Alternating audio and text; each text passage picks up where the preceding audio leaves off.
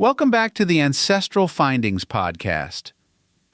Before the White House, before political parties fully took shape, and before America had even decided how it wanted to govern itself, there was George Clinton. He didn't wear a powdered wig for fashion. He wore it through gunsmoke and battle, a wartime general, a power-hungry governor, and one of the longest-serving public officials in early American history. Clinton seemed destined to be more than just a sidekick. Yet despite holding the office of vice president under not one but two presidents, he never claimed the top job for himself. Why? Was it age, politics, health? Or was it that Clinton didn't want to play by the rules of a system he never fully trusted?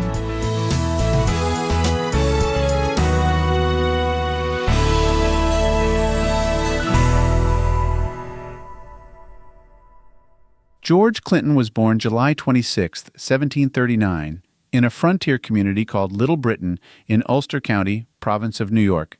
His early years were spent on the borderlands of British-controlled America, where the wilderness met civilization and land disputes were often settled with fists or firearms. His family had arrived in the colonies through Ireland, but their roots extended back even further, to the English gentry. Clinton's father, Charles Clinton, was born in County Longford, Ireland, but he wasn't Irish in the traditional sense.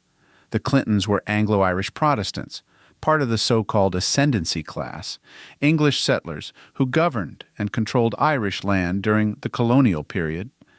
In 1729, Charles packed up his family and set sail aboard George and Anne to America. What should have been a new beginning turned tragic. The journey took over 5 months due to deliberate delays by the ship's captain, who withheld rations to sell them at inflated prices. Over 90 passengers died, including 2 of Charles's children. But Charles Clinton survived, settled in New York, and rose to prominence. He became a judge, a militia colonel, and a community leader. His wife, Elizabeth Denniston, came from another Scots-Irish Presbyterian line, families that had been pushed from Scotland to Ireland before emigrating once more to America. George Clinton descended from a long tradition of Protestant independence and war-worn migration through both sides. The Clinton family produced more than one leader. George's older brother, James Clinton, became a Revolutionary War general. James's son, George's nephew, was DeWitt Clinton, who would later become a U.S. Senator, New York's governor, and the driving force behind the Erie Canal. Like many sons of prominent colonial families, George Clinton was educated at home and trained in practical trades. He studied surveying, law, and military science. By age 18, he served in the British colonial forces during the French and Indian War, where he fought in the 1758 expedition that captured Fort Frontenac in modern-day Canada. After the war, Clinton turned to law and entered politics. By the late 1760s, he had become a rising voice in the New York General Assembly, opposing British taxation and aligning with early patriots. Clinton was already preparing for a future outside British rule when the American colonies began inching toward rebellion. 1775, with war erupting, Clinton was appointed Brigadier General in the Continental Army. He played a key role in defending the Hudson River Valley, a vital corridor for the American cause. Though not a household name among revolutionary generals, Clinton's strategic mind and local leadership made him indispensable in New York. In 1777, as New York adopted its first state constitution, George Clinton was elected the first governor under the new system. His hold on the office would become legendary. He served from 1777 to 1795, and again from 1801 to 1804. That's 21 years, still the longest tenure of any governor in New York's history. Clinton was fiercely independent and firmly believed in state sovereignty. He opposed the concentration of power in a national government and viewed Federalists, like Alexander Hamilton, with suspicion. When the U.S. Constitution was proposed in 1787, Clinton opposed its ratification, arguing it gave too much power to the federal center at the expense of the states. His popularity in New York made him nearly untouchable.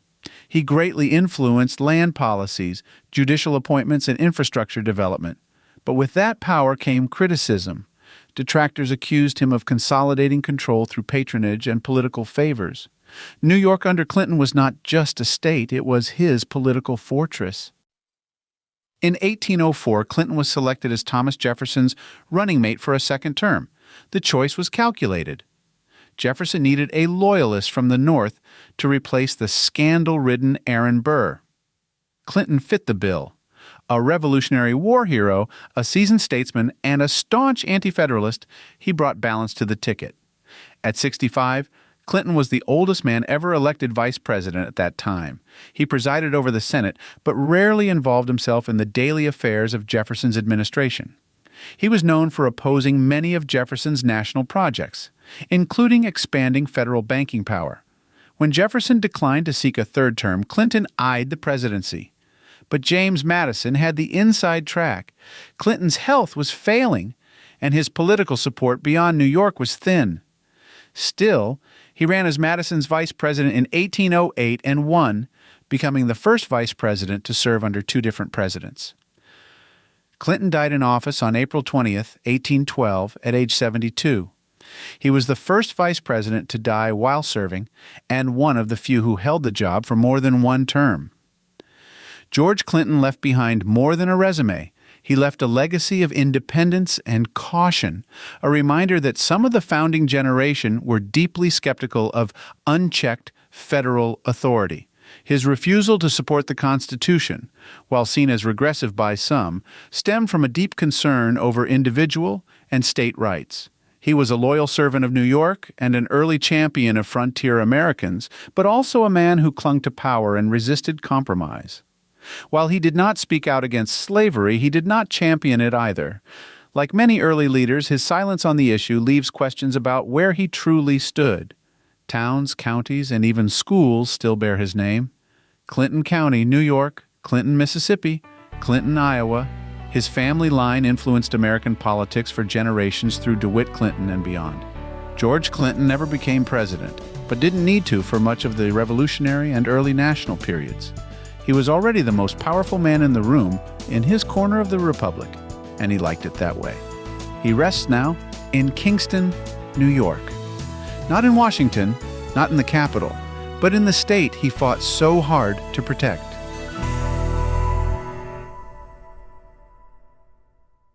Thank you for tuning into the Ancestral Findings podcast.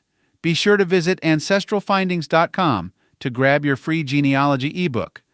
Ask for a complimentary genealogy lookup, and sign up for our weekly historical postcard giveaway. A special thanks to our Patreon supporters.